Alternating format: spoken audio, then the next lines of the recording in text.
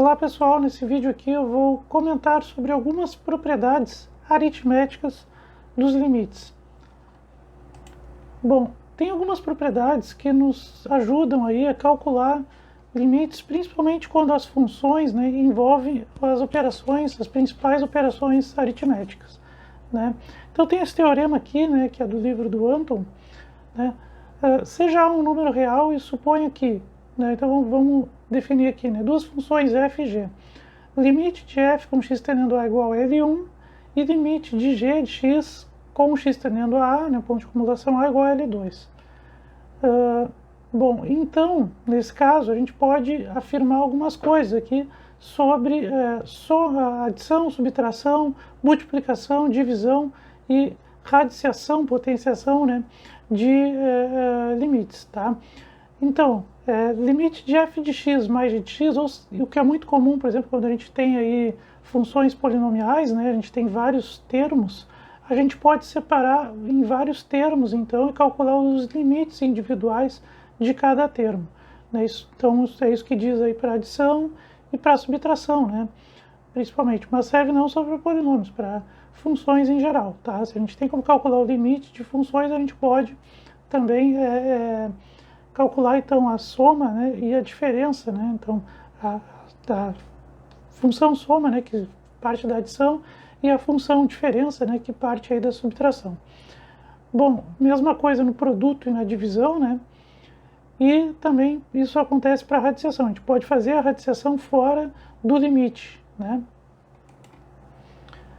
Em palavras, então o limite da soma é a soma dos limites, o limite da diferença é a diferença dos limites, o limite do produto é o produto dos limites, a gente pode separar então em produtos, O limite do quociente é o quociente dos limites, desde que o limite do denominador, claro, não seja zero, Então, se a gente tem uma função f sobre uma função g, a gente pode separar, então, Então, limite de f sobre g é limite de f sobre limite de g.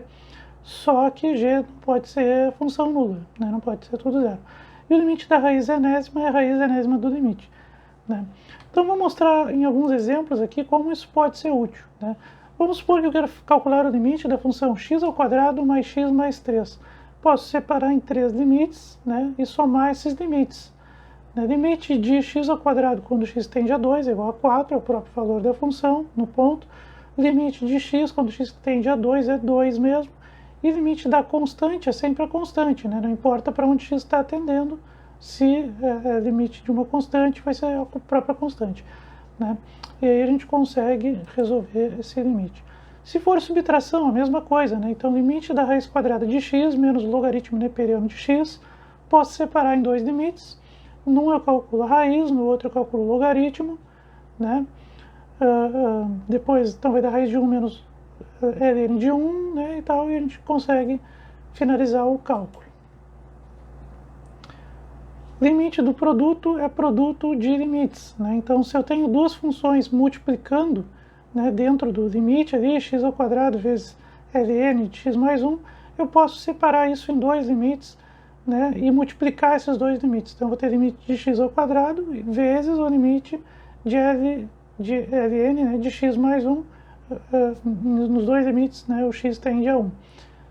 Aí a gente consegue fazer o cálculo também, Mesma coisa aqui se for quociente, então a gente vai fazer limite de x² sobre raiz quadrada de x, vai então separar isso, fazer no numerador, então, limite de x², no denominador da raiz quadrada de x, calcular esses limites e depois realizar a divisão aí, dos números, enfim.